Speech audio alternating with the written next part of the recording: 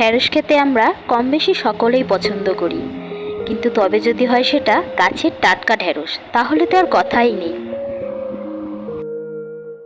ঢ্যাঁড়স আপনারা অনেকে অনেক রকমভাবে খেয়েছেন, তবে যদি আমার মতো এই রেসিপিটা ট্রাই করেন তাহলে ঢ্যাঁড়সের স্বাদটা অপূর্ব হয়।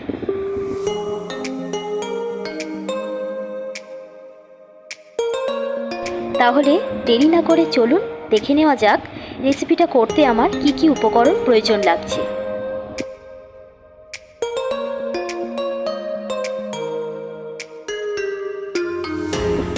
প্রথমে কড়াই বসিয়ে কড়াই গরম হয়ে গেলে তাতে স্বল্প পরিমাণে সর্ষের তেল দিয়ে আমরা ফোড়ন হিসেবে ব্যবহার করব কালো জিরে ও দুটো কাঁচা লঙ্কা।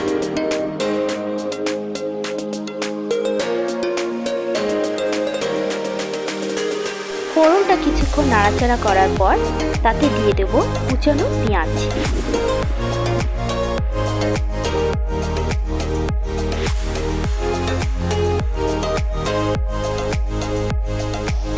পেঁয়াজটা সামান্য ভাজার পর তাতে দিয়ে দেব আগে থেকে কেটে রাখা ঢ্যাঁড়সের টুকরোগুলো।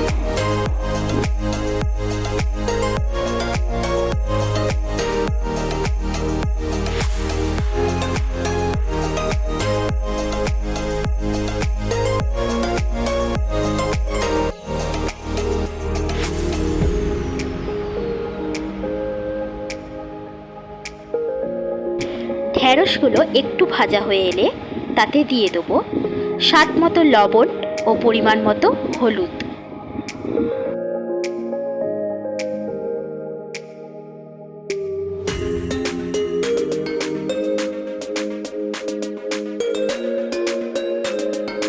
কিছুক্ষণ নাড়াচাড়া করার পর ঢ্যাঁড়সের রং যখন এমন হয়ে আসবে তখন তাতে দিয়ে দেব সর্ষে, পোস্ত ও কাঁচা লঙ্কা বাটা।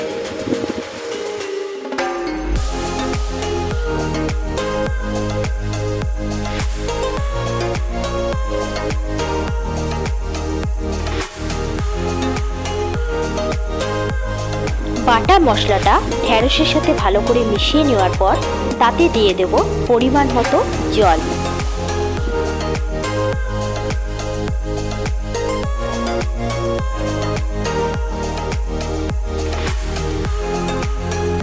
এখানে একটা কথা বলে রাখি, যেহেতু বাটা মশলায় সর্ষে ব্যবহার করা হয়েছে তাই বেশিক্ষণ তেলের মধ্যে নাড়াচাড়া করা যাবে না, এতে তরকারির স্বাদ তিতকুটে হয়ে যেতে পারে। জল দেওয়ার পর আমি মিনিট দুয়েক ঢাকা দিয়ে রান্না করে নেব। ঢাকা খোলার পর দেখুন তরকারিটা কেমন পারফেক্টলি রেডি হয়ে গেছে। দুপুরে গরম ভাত বা রুটির সাথে এটা খাওয়া যেতে পারে।